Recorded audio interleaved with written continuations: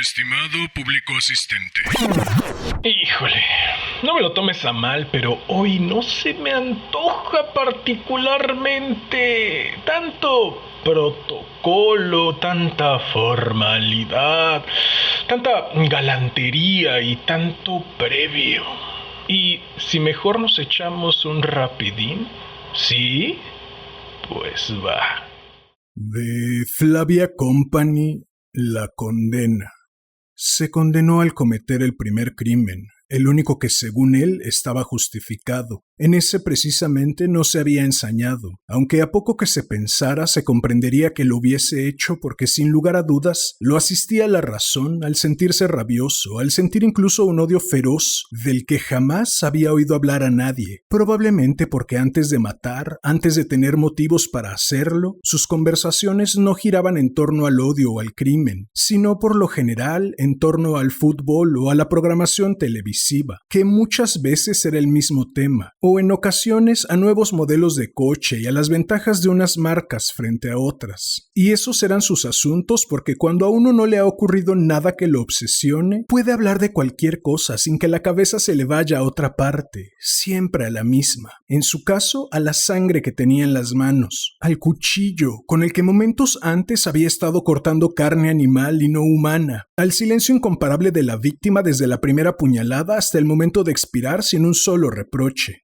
Hasta tal punto sabía qué justo estaba siendo el castigo, cuánto lo merecía y de qué modo sufría él por tener que infligírselo de forma tan drástica, tan definitiva además, tanto como él no había calculado antes de actuar, porque aquel crimen suyo fue un arrebato, nada premeditado, en el que lo que imperó fue un impulso que no tuvo en cuenta nada excepto el instinto, la necesidad, el deseo. Al fin y al cabo, él era un hombre sencillo que jamás habría hecho nada parecido si no lo hubiesen obligado. Y precisamente por eso nadie podía decir que fuera culpable. Cualquiera en sus cabales comprendería las poderosas razones que lo llevaron a cometer el crimen, y porque no era culpable no podía permitir que lo atraparan y lo acusaran y tomaran la justicia por su mano. Así que pensó deprisa, y en poco tiempo consiguió una coartada, y en menos tiempo aún modificó el escenario y borró sus huellas y huyó, o mejor sería decir que se fue en paz, convencido de haber aplicado continuo una ley que a pesar de no estar escrita en parte alguna, todos los de su clase respetaban. Quien la hace, la paga. Sí, señor. Y aquel ya había pagado y con eso en principio quedaba saldada la cuenta. Pero solo en principio, porque la verdad es que a partir de ese momento, aún libre de sospecha y de acción, en lugar de sentir alivio empezó a vivir con un pesar inexplicable que le remitía siempre a la sangre y al cuchillo, y con tanta insistencia que un día, agobiado por los remordimientos y sin saber a qué se debían, por no acudir a las autoridades y en cambio descargarse de la opresión que lo ahogaba, entró en la iglesia más vistosa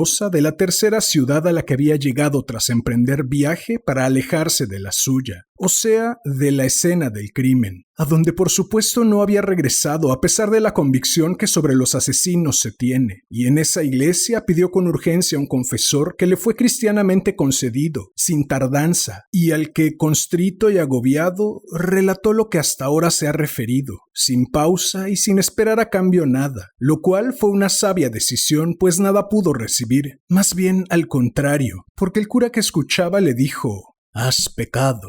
Has infringido el quinto mandamiento, hijo mío. Tienes que pagar por lo que has hecho, aunque creas tener la razón. La vida, solo Dios puede quitarla. Reza, pero también ve a la policía y entrégate».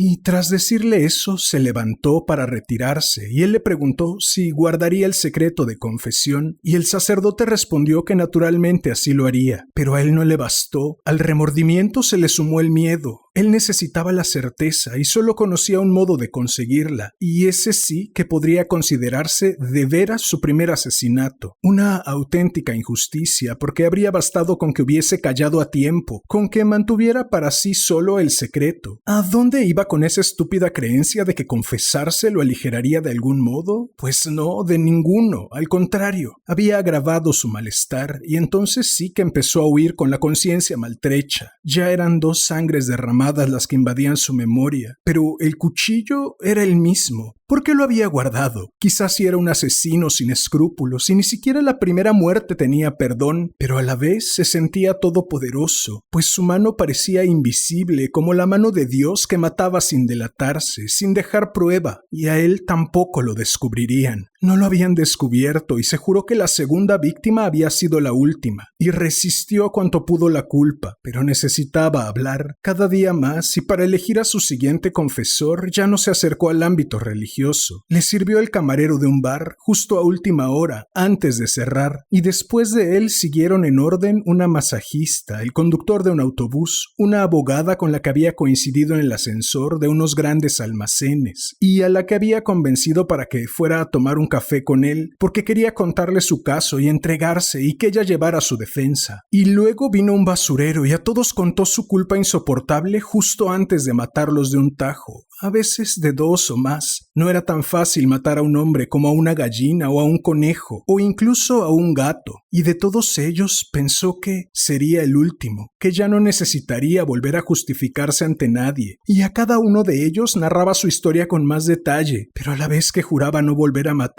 sabía que el nuevo crimen engendraría otra víctima. Aquello no podía tener fin. Y quizás alguien se pregunte ahora quién cuenta todo esto y cómo puede ser que quien lo cuente conozca tantos detalles, lo que sus víctimas oyeron antes de morir y cómo fueron asesinadas. Y les digo que quien cuenta esto soy yo, la siguiente víctima, y el soporte donde escribo es la pared del lavabo en donde me he encerrado tras pedirle permiso y obtenerlo, y en el espejo veo mi terror y me despido de mí, resignada, pues sé que no va a dejarme la vida puesta después de haberse confesado una vez más, y me maldigo por haber sido elegida y por haberlo escuchado, y también por ser incapaz de ahorrarles este último grito de desesperación, porque ahora son ustedes quienes lo saben, y si él se enterara... Dios mío, está golpeando a la puerta. Si él se enterara de que ustedes también saben, no sé qué pueda pasar. Va a tirar la puerta abajo. Que tengan más suerte que yo. Adiós. ¿Qué tal? Nada mal, ¿no? ¿Qué dices? ¿Te espero el próximo jueves para otro rapidín?